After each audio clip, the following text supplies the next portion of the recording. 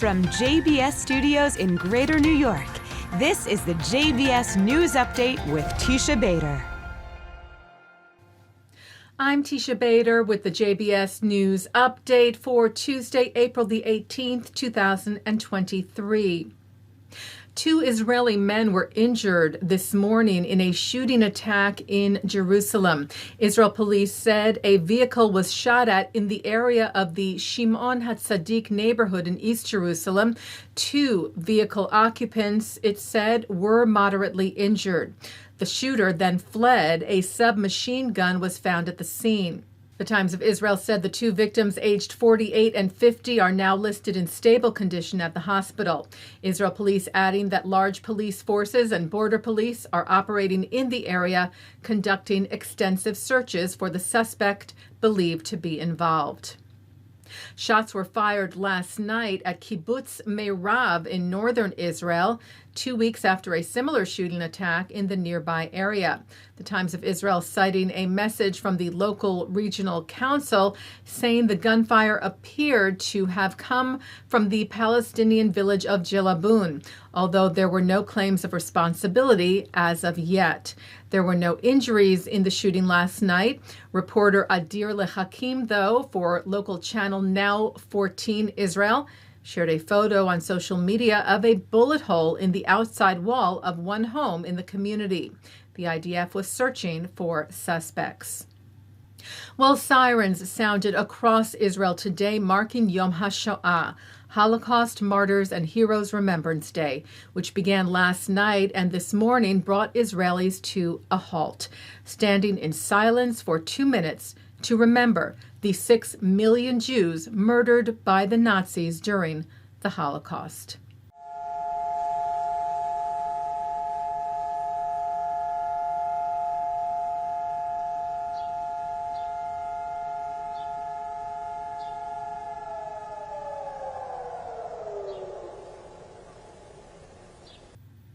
The siren was followed by the state ceremony at Yad Vashem, Israel's memorial to the Holocaust, where Israeli Prime Minister Benjamin Netanyahu and Israel's President Isaac Herzog each laid a wreath.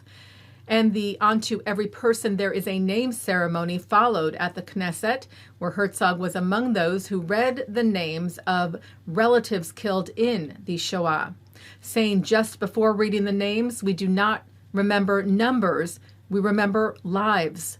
Human beings, because the name of every Jew who went up in flames and yet 80 years later is read out loud in Jerusalem in the heart of the legislature of our Jewish and democratic nation state is the greatest victory.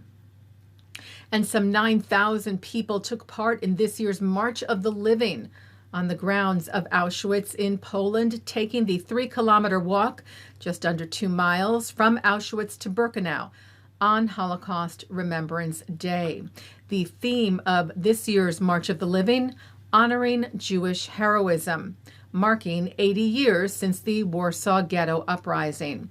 Jews and non-Jews, young and old, participants from around the world marched today, including 40 Holocaust survivors and their children, as well as dignitaries from Israel, from Italy, Jewish organization leaders and members, the owner of the New England Patriots, Robert Kraft, a former member of the United Arab Emirates Federal National Council who founded that country's first Holocaust exhibition, Ahmed al-Mansouri, and leading the first U.S. bipartisan delegation to the march was current U.S. Ambassador to Israel, Tom Nides, and his predecessor, David Friedman, who served as torchbearers today and spoke yesterday of the united commitment to fighting anti-Semitism.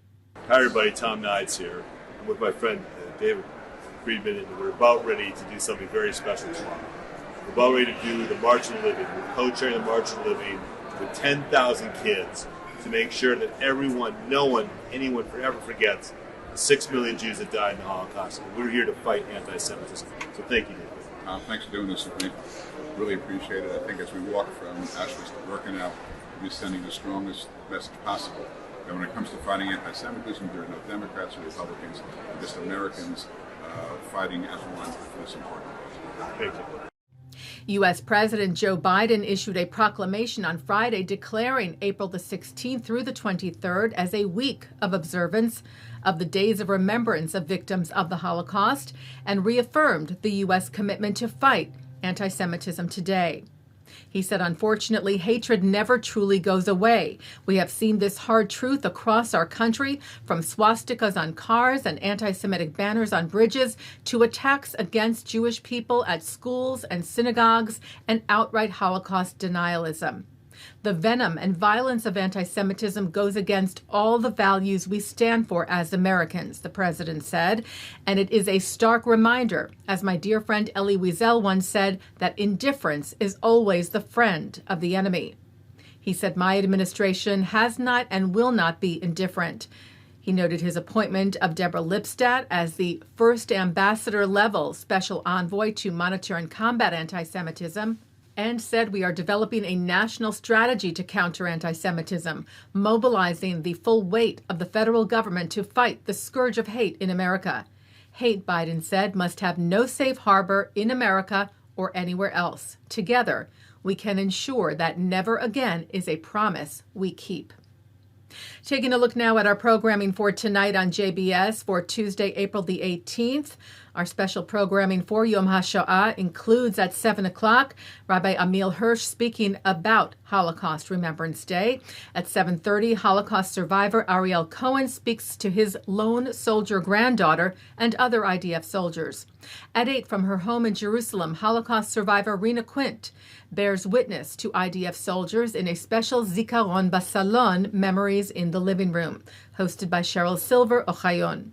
At 9, survivor Eugene Aryeh Lebovitz is featured on L'chaim. At 10, Cantor Dan Singer of the Stephen Wise Free Synagogue is joined by playwright Toby Singer, who discusses The Match, his musical that imagines a world where Hungarian heroes Senesh and Rudolf Kaztner actually met. And coming up next, it's Peter Roth on Muzika. And that's the JBS News Update for Tuesday, April the 18th, 2023.